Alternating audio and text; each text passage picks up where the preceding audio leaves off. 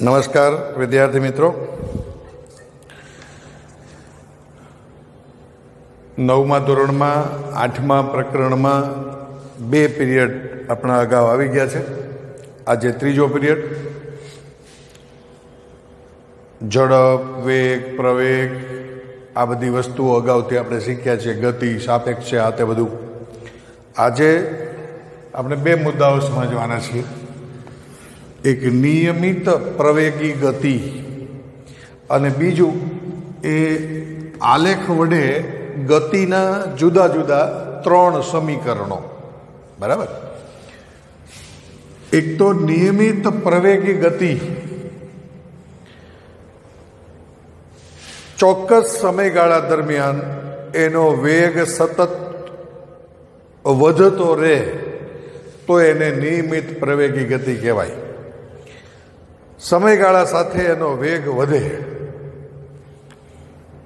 કોઈ એક મિનારા ઉપરથી કોઈ એક દડો નીચે પડવા દેવામાં આવે, ઉપરથી 3-4 માળનો છે એમાંથી નીચે, તો એની ઉપર એ પૃથ્વીનું ગુરુત્વાકર્ષણ બળ લાગે છે. એટલા માટે એ પૃથ્વી તરફ એ દડો પડવાનો આ નક્કી છે, આપણને ખબર છે.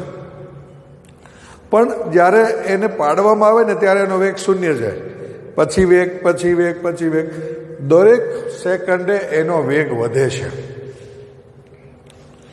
ગુરુત્વ પ્રવેગ જેટલો વેગ વધે છે ને એવું આપણે કહી શકીએ. એટલે મુક્ત પતન પામતી વસ્તુ છે આ. એ અહીંયા એનો વેગ 0 છે. પછી 1 સેકન્ડ પછી તેનો વેગ 9.8 મીટર/સેકન્ડ છે. આ એનો વેગ છે.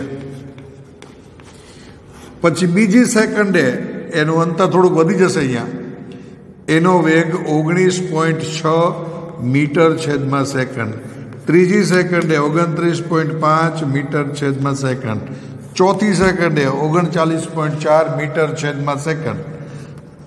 આ કઈ રીતે આવ્યું? તો 9.8 થી બીજી સેકન્ડ એમાં બીજું 9.8 ઉમેરાઈ જાય એટલે 19.6 થાય.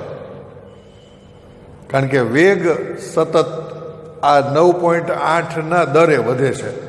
પછી આ 9.8 આ 19.6માં 9.8 તમે ઉમેરશો એટલે 29.4 થાય. એમાં 9.8 ઉમેરશો એટલે 39.4 થશે. એટલે આ દર સેકન્ડે એનો વેગ નિયમિત રીતે વધે છે. એટલા માટે એ નિયમિત પ્રવેગી ગતિ કરે છે તેમ કહેવાય. નિયમિત પ્રવેગી ગતિ આ યાદ રાખવાનું. નિયમિત પ્રવેગી ગતિ એ મિનારા ઉપરથી મુક્ત પતન પામતો પદાર્થ એને લઈ શકીએ. અહીંયાથી આ ચોકું નીચે નાખું ને, આમ એ નીચે જાય તો એ નિયમિત પ્રવેગી ગતિ છે. ઢાળ ઉપરથી કોઈ પદાર્થને આપણે ગબડાવીએ ને તો પણ એ નિયમિત પ્રવેગી ગતિ કરે. ઢાળ ઉપરથી ગબડતો પદાર્થ છે એ પણ નિયમિત પ્રવેગી ગતિ. ઢાળ ઉપરથી ગબડતો ગોળો તો નિયમિત પ્રવેગી ગતિ છે તેમ કહેવાય. તમે એક ચોક્કસ રસ્તા ઉપર એ સ્કૂટર ચલાવો છો અથવા તો કાર ચલાવો છો તો એમાં જેમ એક્સેલેટર દબાવો છો એમ એની પ્રવેગી ગતિ થાય છે.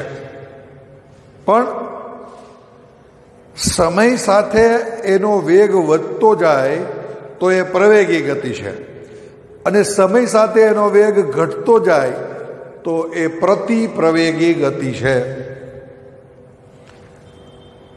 તમે જ્યારે એ સ્કૂટર કે કાર એ જ્યારે ગતિમાં છે અને તમે બ્રેક લગાવો છો ત્યારે એની ગતિ છે એ ધીમે ધીમે ધીમે ઘટતી જાય છે. ને બ્રેક લગાવ્યો પછી છેલ્લે ઊભી રહી જાય છે તો એ પ્રતિપ્રવેગી ગતિ છે. પ્રવેગી ગતિમાં વેગ વધે અને પ્રતિપ્રવેગી ગતિમાં વેગ ઘટે. પ્રવેગી ગતિમાં પ્રારંભિક વેગ કરતાં અંતિમ વેગ હંમેશા વધુ હોય અને પ્રતિ પ્રવેગી ગતિમાં પ્રારંભિક વેગ કરતાં અંતિમ વેગ ઓછો હોય. આ બે મુદ્દાઓ તમારે બરાબર ધ્યાનમાં રાખવાના. હવે આ બહુ મહત્વનો એક મુદ્દો આપણે લઈ રહ્યા છીએ.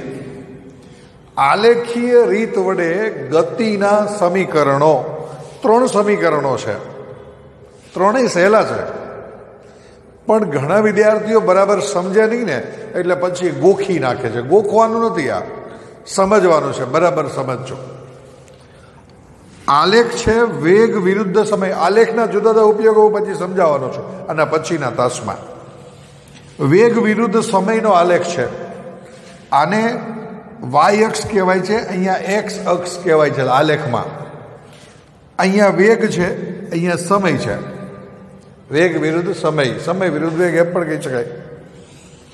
તો આ જ્યારે પદાર્થ એક જગ્યાએથી બીજી જગ્યાએ એ પ્રવેગી ગતિ કરે છે ત્યારે એ 3 સમીકરણો કયા છે? એ એક તો વી બરાબર, વી એટલે અંતિમ વેગ, યુ બરાબર એ શરૂઆતનો વેગ, ટી બરાબર તેના માટે લાગતો સમય, અને એ એટલે પ્રવેગ, એસ એટલે અંતર.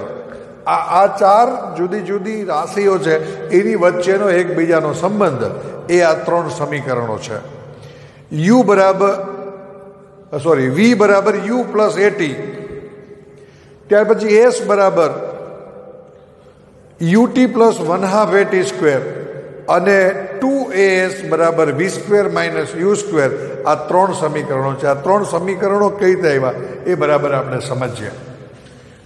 આલેખ પહેલા સમજીએ. આ આલેખમાં આ વાય અક્ષ છે, આ એક્સ અક્ષ છે, અહીંયા વેગ છે, વેગ આનો એકમ મીટર પ્રતિ સેકન્ડ.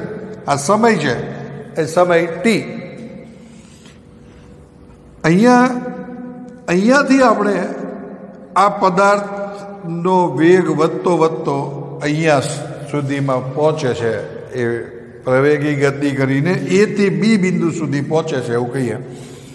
આ એ જે છે એને શરૂઆતનો વેગ કહીશું આપણે, એને યુ કહીશું. અહીંયાથી આપણે એટલા માટે લીધું કે અહીંયા યુ બરાબર 0 નથી, યુ બરાબર 0 નથી. એટલે યુ એટલે શરૂઆતનો એક ચોક્કસ વેગ છે. એ શરૂઆતનો વેગથી અહીંયા સુધી પહોંચે છે ત્યારે અંતિમ વેગ એનો યુ બને છે. શરૂઆતનો વેગ યુ, અંતિમ વેગ વી.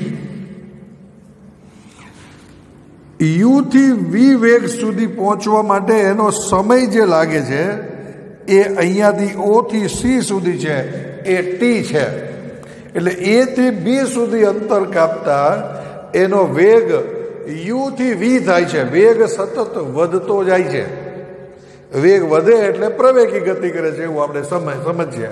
એટલે યુ થી વી સુધી જતા ઓ થી સી સમય લાગે છે, એટલે ટી સમય લાગે છે.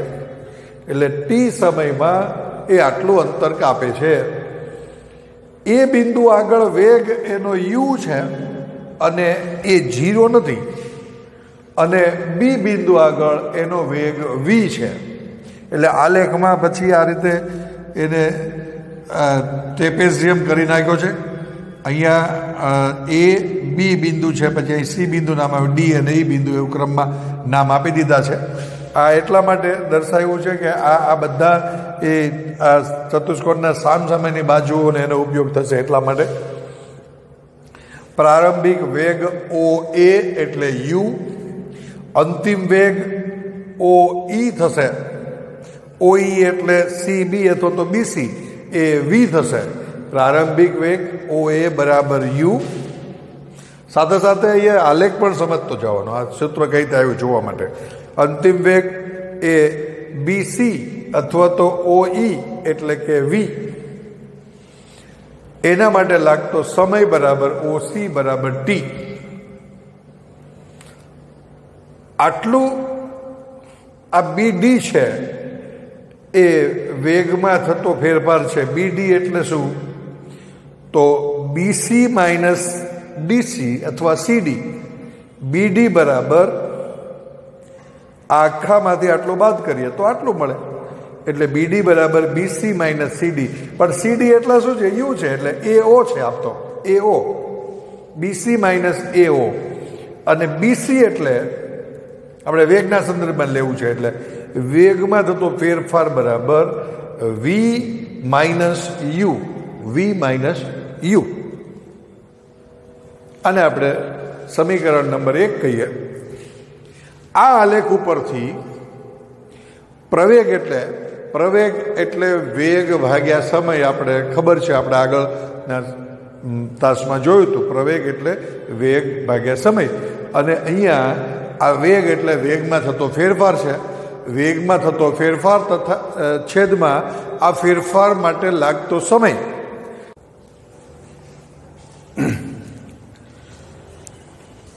એટલે હું તમને એ સમજાવતો હતો કે પ્રવેગ બરાબર વેગ છેદમાં સમય, એટલે વેગમાં થતો ફેરફાર છેદમાં તે માટે લાગતો સમય.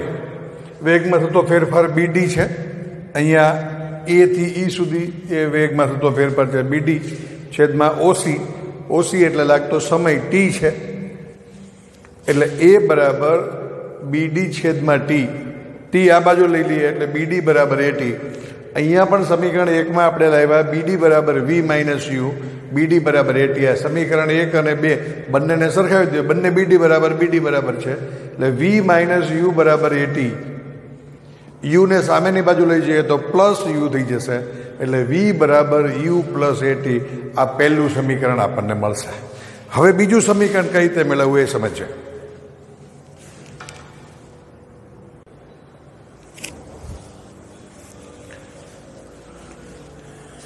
મિત્રો. હવે બીજું સમીકરણ સમજીએ આપણે. ગતિનું બીજું સમીકરણ એસ બરાબર યુ ટી પ્લસ 1/2t². પહેલું સમીકરણ વી બરાબર યુ પ્લસ એ ટી કઈ રીતે આવ્યું આપણે સમજ્યા. આ એકદમ સહેલું છે, પણ એક નાનો મુદ્દો આની અંદર વધારાનો આવે છે, એ સમજવો પડશે. આકૃતિ આની જ રહેશે, પહેલા સમીકરણમાં હતી એ જ તે. ધારો કે વસ્તુ એ જેટલા સમયમાં અચળ પ્રવેગથી ટી સેકન્ડમાં એસ જેટલું અંતર કાપે છે, તો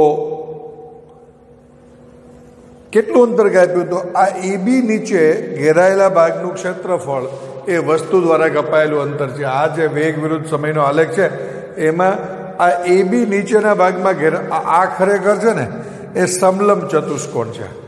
સમલંબ ચતુષ્કોણ છે ને ટ્રેપેઝિયમ કહેવાય છે. એનું સૂત્રને એના આધારે કરી શકીએ, પણ એ હજી તમને સમજાવવાનું ભણાવવાનું બાકી છે. એટલે અહીંયા આપણે બીજી એક રીતથી સમજીએ કે આ જે સમલંબ ચતુષ્કોણ છે એ ખરેખર આ એક લંબચોરસ અને આ એક ત્રિકોણ આનાથી બને છે. એટલે લંબચોરસનું ક્ષેત્રફળ ને ત્રિકોણનું ક્ષેત્રફળ બે ભેગું કરી નાખીએ એટલે સમલંબ ચતુષ્કોણનું ક્ષેત્રફળ બનવાનું. એસ બરાબર એટલે કે આ જે કાપેલા અંતર છે તે એ આ ના ક્ષેત્રફળ, એટલે આ લંબચોરસનું ક્ષેત્રફળ, લંબચોરસ કયો તે એઓ સી ડી અથવા તો ઓ એ ડી સી, આ ગમે તે બાજુથી તમે બોલી શકો છો.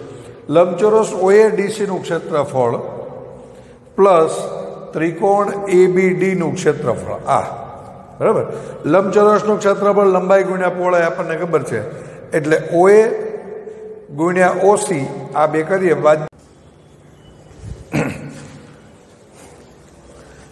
મિત્રો આ થોડું ડિસ્ટર્બન્સ વધારે આવે છે, એટલે કે લંબચોરસનું ક્ષેત્રફળ પ્લસ ત્રિકોણનું ક્ષેત્રફળ. આ ત્રિકોણનું ક્ષેત્રફળ એટલે ત્રિકોણ ABDનું ક્ષેત્રફળ. ABDનું ક્ષેત્રફળ એટલે 1/2 પાયો ગુણ્યા વેધ. પાયો એટલે AD છે અને વેધ એટલે BD છે.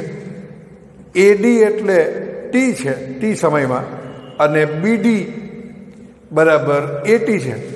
BD બરાબર AT ક્યાંથી આવ્યું? તો આગળ પહેલા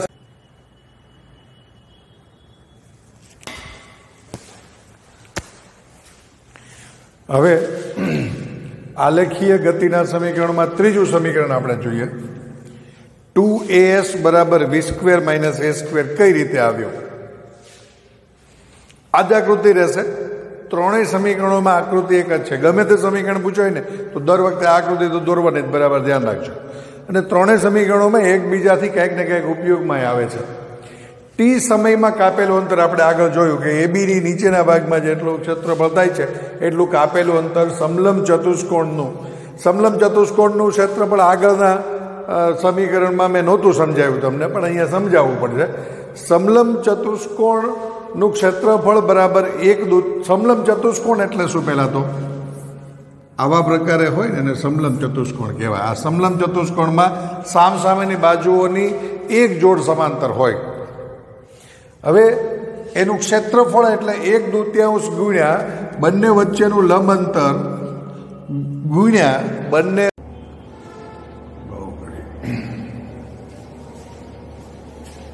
મિત્રો, આપણે ગઈકાલે 2 સમીકરણો ગતિના સમજ્યા હતા. બીજું સમીકરણ ચાલતું હતું, પછી આ વિડીયો જોયો તો ધ્યાનમાં આવ્યું કે આમાં રેકોર્ડિંગ નથી થયું, એટલે પછી અત્યારે ફરીથી બીજું કરવું પડ્યું. એટલે તમને એવું લાગશે કે 2 સમીકરણમાં સાઈડનો પ્રેસ જુઓ તો પાછો બીજો પ્રેસ થાય, એટલા માટે દિવસ આમનો બદલાઈ ગયો છે. પણ આ 2 વિડીયો મર્જ કરેલા તમને તો સમજ દેખાશે. ત્રીજું સમીકરણ છે 2s બરાબર v² - u². આ સમીકરણ પણ બહુ સરસ છે. અગાઉ અનુસંધાન જોશે.